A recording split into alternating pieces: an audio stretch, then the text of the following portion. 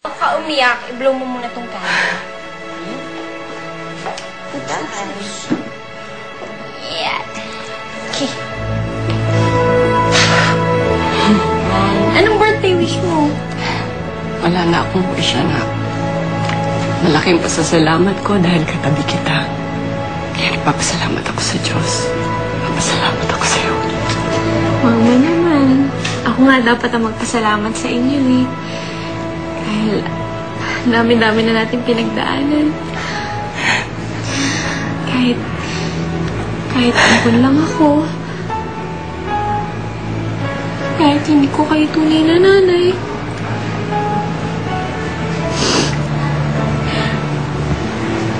Pero, dito sa puso ko, sa kaloob-looban ko, sa kaluluwa ko, kayo lang yung nag-iisa kong nanay. Kaya gusto ko magpasalamat sa lahat-lahat ng ginawa niyo para sa akin.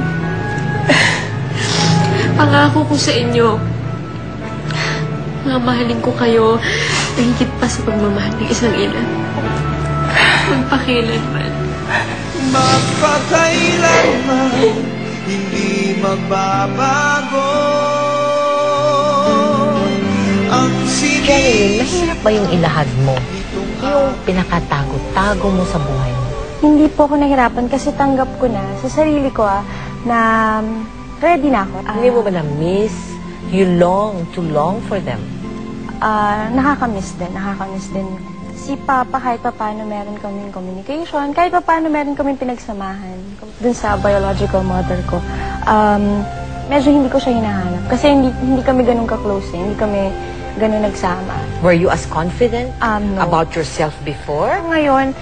Ngayon po, mas confident na. Kasi ang laki nang naitulong ng Starstruck. Ang laki nang naitulong ng GMA. Tawagin natin si Mami Lydia. Bakit napakatagal na hindi nakikipag-ugnayan sa kanya ang kanyang mami? Kasi umalis nga sila. Matagal din ulit siya nakabalik bago nakita sila. Ito pong paglalahad ba ng tunay na katauhan ni Jeneline, pinaalam ba niya sa inyo? Oo, pinaalam niya. Pinaalam niya? Oo. Kasi ang sabi niya, Mama, kung manggal man to, lalabas pa rin. Kaysa ibang tao manggaling, mas mabuti pa sa akin na lang manggaling. Parang tamang-tama, walang labis, walang ulang. Oo. Ano pa bang ambisyon sa buhay? Gusto ko talaga matapos yung pag-aaral ko. Ano yung mga gusto mong sabihin kay Mami Lydia na hindi mo pa nasasabi? Huwag kayong magbabago na sana ganun pa rin yung Mami Lydia ko dati. Yung Mami Lydia ko noon, ganun pa rin ngayon. Tsaka, thank you po sa lahat ng mga naitulong niyo sa akin. Yung nabigay niyo sa akin na lahat, halos buong buhay niyo, binigay niyo na sa akin. Tsaka yung pagmamahal.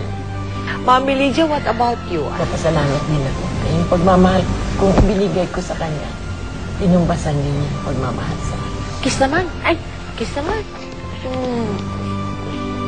Maraming salamat po. Thank you rin po. Thank you very, very much. And this is for you. Thank you po. Yan.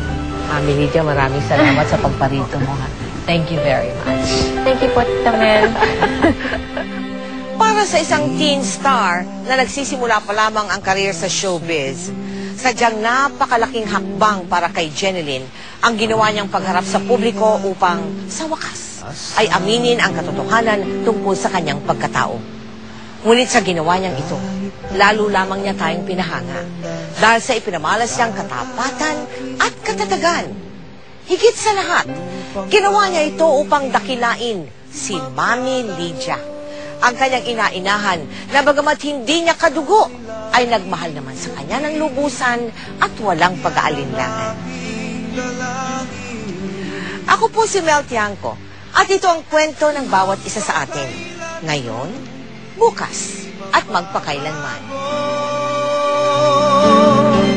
ang sinisong aking puso, magpakailanman.